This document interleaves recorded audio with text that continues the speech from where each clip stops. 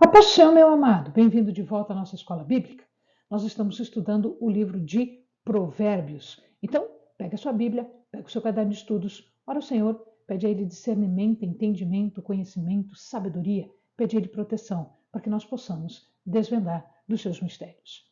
Antes de iniciarmos, o lembrete. Se você ainda não é inscrito, se inscreva no canal, acione o sininho, para que você receba as notificações de nossas postagens, dá o seu like e pode, com certeza, sem maiores problemas, compartilhar o link dos nossos vídeos. Ok? Então, continuemos ao estudo das 30 declarações de sabedoria. Já vimos a introdução, estamos no meio da primeira coletânea de declarações. A sexta declaração está em Provérbios 23, do 1 ao 3. Quando você se assentar para uma refeição com alguma autoridade, observe com atenção quem está diante de você. Encoste a faca à sua própria garganta se estiver com grande apetite. Não deseje as iguarias que lhe oferece, pois podem ser enganosas. O que nós estamos falando aqui? Moderação, autocontrole. Ele está usando uma situação para explicar aquilo que ele já vem falando em outras partes do livro de Provérbios em relação à moderação, a autocontrole. Não seja ganancioso. Tenha boas maneiras à mesa. Seja humilde, comedido, ou seja, não dê uma de morto de fome. Lembre onde você está. Lembre que você está à mesa de alguém que tem autoridade. Ele é superior, seja na forma de governador, seja na forma de uma pessoa importante, não interessa. Ele tem autoridade e, portanto, sendo superior, ele não pode ser ofendido com a tua ganância, com a falta de modos, falta de moderação e sem autocontrole. A sétima declaração está no verso 4 e 5. Não esgote suas forças tentando ficar rico. Tenha bom senso. As riquezas desaparecem assim que você as contempla. Elas criam asas e voam como águias pelo céu. São aquelas pessoas que não param de trabalhar um minuto porque elas querem ganhar dinheiro. A vida delas está centrada em ganhar dinheiro. Ou de forma a se acabar para ganhar dinheiro, ou de forma a ser desonesto e ser corrupto. O dinheiro é o alvo destas pessoas e não as coisas espirituais. A palavra de Deus, nós já vimos isso, né? Pensa nas coisas espirituais e todas as outras vão ser acrescentadas. Aqui ele está dizendo exatamente o contrário. Se o teu alvo é o dinheiro, se o teu alvo são coisas materiais, são posses, é aparência de riqueza, então todas as outras coisas vão ser perdidas. Ele cita a águia como fazendo de conta que é o dinheiro que está voando, né? A águia é um animal que ele voa muito alto. Ele voa muito, é uma das aves que voa mais alto e que ela tem um poder de voo muito grande, ou seja, ela consegue voar por grandes distâncias. O que ele está dizendo aqui? Se o teu objetivo é o dinheiro, se você faz isso e não pensa nas coisas espirituais, pode ter certeza que o teu dinheiro vai pelos ares e vai voar bem longe de você. Esta é a ideia dos dois versos. Na oitava declaração, diz assim, 6 e 7. Não aceite a refeição de um hospedeiro invejoso, nem deseje as iguarias que lhe oferece, pois ele só pensa nos gastos. Ele lhe diz, coma, beba, mas não fala com sinceridade. Você vomitará o pouco que comeu e desperdiçará a cordialidade. São pessoas invejosas, são pessoas que querem tudo para si. Se ele é invejoso, ele vai te convidar, ele te convida para quê? Para aparecer? Para fazer pose. Ele te convida e ele diz, não, pode comer, não, pode beber. Só que ele está contando o que você está comendo e está contando o que você está bebendo. Ele vai te cobrar por isso, porque ele é invejoso. Ele acha que se você comeu na casa dele, se você bebeu na casa dele, que você sendo convidado, comeu e bebeu o pouco que tenha sido, você é um ladrão. Que aquilo que você bebe, aquilo que você come, para ele conta como perda. Então ele fica ressentido. Ele é um hipócrita. Ele diz: venha aproveitar da minha hospitalidade, come e beba. Mas ele é um hipócrita e depois fica te cobrando que você comeu e bebeu na casa dele. Na nona declaração, nós temos o verso 9. Não vale a pena conversar com o tolo, pois ele despreza a sabedoria do que você fala. Existe uma parábola, existe um ensinamento de Jesus lá no Novo Testamento que fala sobre lançar pérolas aos porcos. Porco é um animal que pisa tudo, come qualquer coisa, ele não tem modos, não tem jeito, não tem nada, e ele, na verdade, é um animal que os judeus não gostavam. Ele é considerado um animal impuro. Hoje a gente sabe que os porcos têm uma inteligência muito grande. Mas aqui nós não estamos nos referindo à inteligência do porco, nós estamos nos referindo à impureza do porco, porque os judeus acham que o porco é impuro. Ele vive de uma forma largada, ele vive de um jeito largado, e ele está dizendo: não dê coisa valiosa, não dê coisa valiosa como a sabedoria para quem é insensato. Não perca tempo tentando ensinar o insensato, porque ele não quer ser ensinado. Se ele quisesse ser ensinado, você até poderia ensinar, mas ele é um insensato, ele é sem juízo, ele não tem senso. Então, ele não quer ser ensinado. E outra, ele não respeita o teu conhecimento, ele não respeita a lei, ele não respeita a correção. Então, nós temos aqui uma parábola, né? Nós temos aqui um ditado que nós conhecemos no nosso dia a dia. É como lançar pérolas aos porcos. A 10ª declaração é o verso 10 e 11. Não mude de lugar os antigos marcos de propriedade, nem invada as terras dos órfãos. Pois aquele que defende os direitos deles é forte. Ele lutará contra você para defendê-los. Nós já havíamos explicado isso num vídeo anterior, num momento anterior. Os limites eram sagrados. Por quê? Porque era a dádiva de Deus para o seu povo. Então, o povo, nós explicamos lá, que o povo entra na terra, a terra é distribuída, Deus dá a terra em benefício, em provisão para o seu povo, em favor do seu povo. E aqui ele fala que quem defende, ele fala de vingador ou remidor. A palavra que ele usa é goel. Goel pode significar remidor ou pode significar vingador.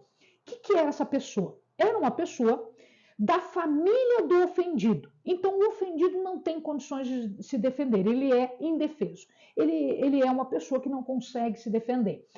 Então, ele era ferido, ele era prejudicado, explorado.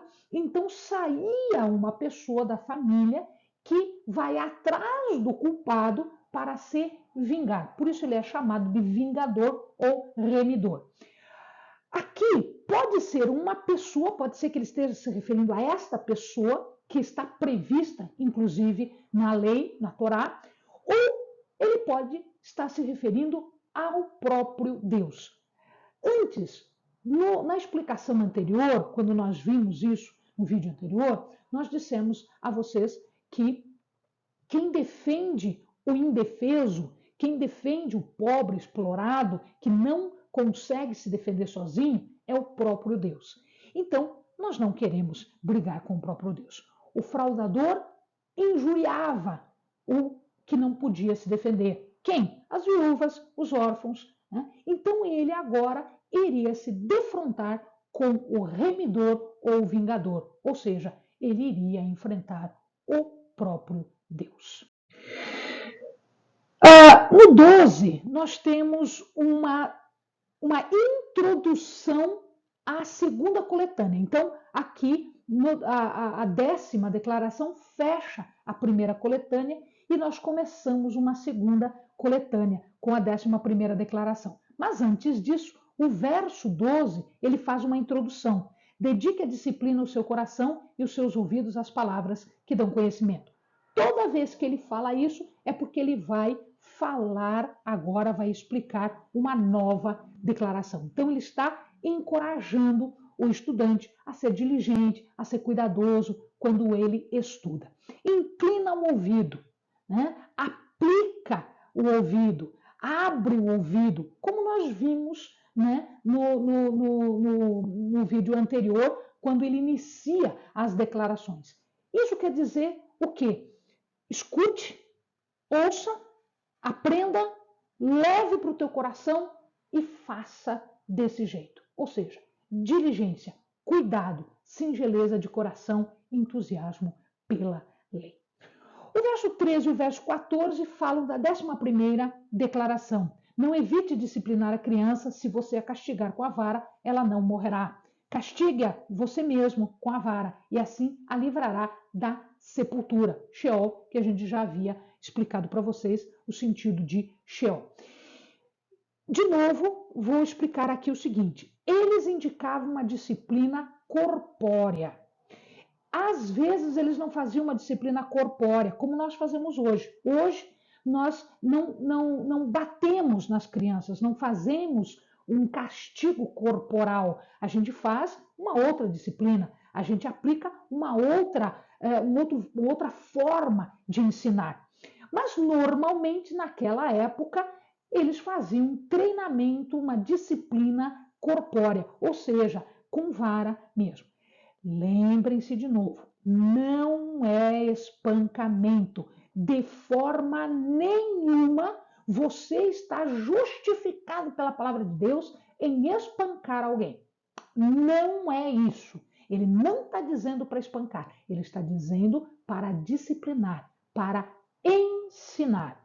E o ensino da palavra é um ensino feito em amor. Vários modos, de várias maneiras. Hoje nós temos inúmeras maneiras de fazermos isso. A 12ª declaração, verso 15 e 16. Meu filho, se o seu coração for sábio, o meu coração se alegrará. Sentirei grande alegria quando os seus lábios falarem com retidão. O que ele está dizendo aqui?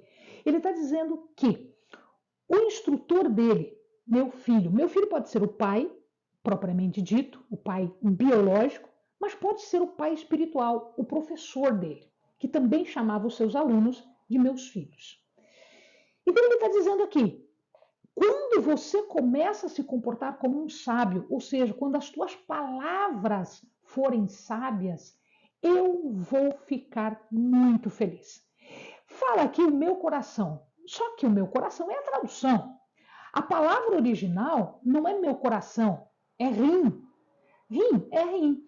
Então a gente já viu que eles tinham umas ideias assim um pouco diferentes dos órgãos, né? Eles achavam que o coração era a sede da mente, da cabeça.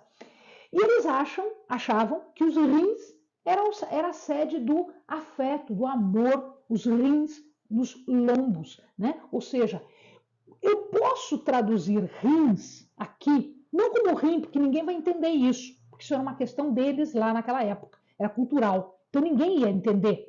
Então como é que eu traduzo? Você traduz como coração, como eu acabei de ler, ou como na sua Bíblia deve estar escrito, e você pode traduzir também como o seu íntimo.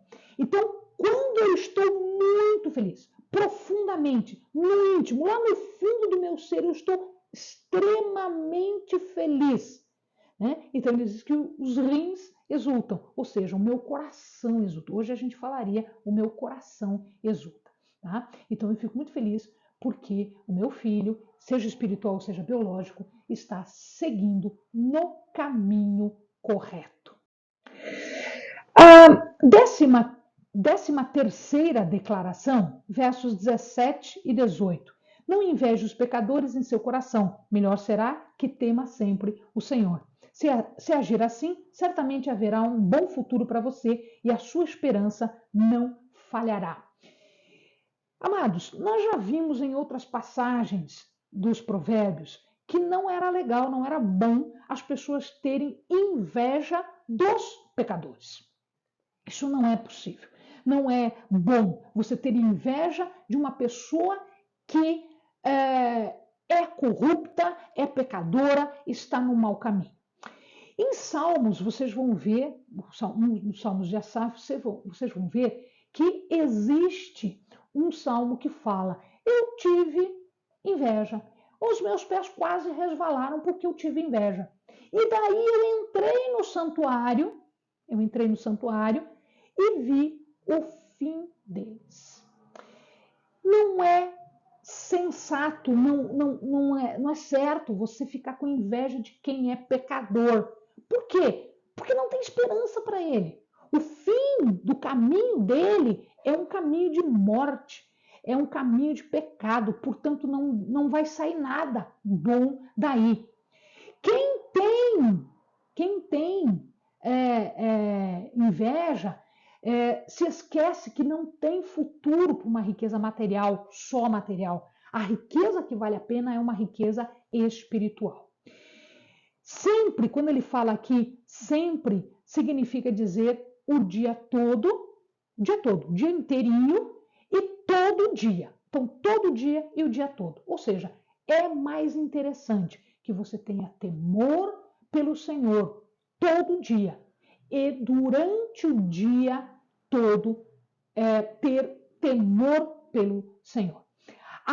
O resultado disso, o resultado desta vida em retidão, de fazer o que é certo, né, tem um fecho, um final, um resultado que eles chamavam de Aharit. Aharit é o resultado da vida do homem reto. Nós traduzimos como galardão. Então, se nós nos comportarmos como devemos nos comportar, andando como devemos andar e temendo o Senhor e respeitando as coisas do Senhor, a sua graça, o seu poder, a sua soberania e dando-lhe glórias, né, nós vamos ter o nosso galardão. A 14ª declaração, versos 20 e 21, não ande com os que se encharcam de vinho, nem com os que se empanturram de carne, pois os bêbados e os glutões se empobrecerão, e a sonolência os vestirá de trapos. Já vimos isso, já vimos que temos que ser comedidos, temos que ter cuidado, temos que usar das coisas com parcimônia, que não podemos nos entregar à bebedice, não podemos nos entregar à glutonaria. Comer demais, beber demais, farrear demais, nada disso. O resultado disso, comer demais, beber demais, dá sono, incapacita você para trabalhar, torna você preguiçoso, torna você ocioso. Apesar de tudo isso, ainda tem a questão de que, em vez de você gastar dinheiro com o que presta, você gasta dinheiro com bebida e comida, e aí você acaba empobrecendo. Primeiro, porque você fica preguiçoso, ocioso. Segundo, porque você gasta o pouco que você ganha com o que não presta, com o que não vale a pena ser adquirido. Finalmente, por hoje, a 15ª declaração, verso 22 e 23. Ouça o seu pai, que o gerou, não despreze sua mãe quando ela envelhecer. Compre a verdade, não abra mão dela, nem tampouco da sabedoria, da disciplina e do discernimento. Então, o que nós temos aqui, de novo, uma instrução para obedecer e respeitar pai e mãe, que são os nossos primeiros professores, os professores que vão nos dar as regras mais básicas da nossa vida. Se a gente não respeita isso, a gente está ferindo o 5º mandamento lá do Decálogo. Lembre-se que este mandamento, se eu não respeitar, a punição é a morte. A consequência por não respeitar é a morte. Então, se esforce. Leve tudo em consideração para adquirir sabedoria, conhecimento, entendimento, e isto vai ser posse para o resto da vida. Isso ninguém vai tirar de você. A sabedoria, ela é preciosa, ela é um bem, ela é uma pedra preciosa, ela é uma pérola, é mais preciosa do que ouro, do que prata, do que rubis. Nunca venda, nunca abandone.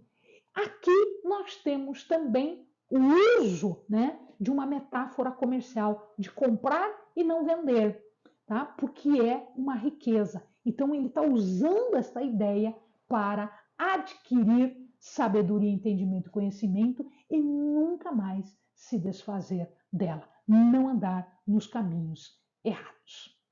Amém, amados, bons estudos.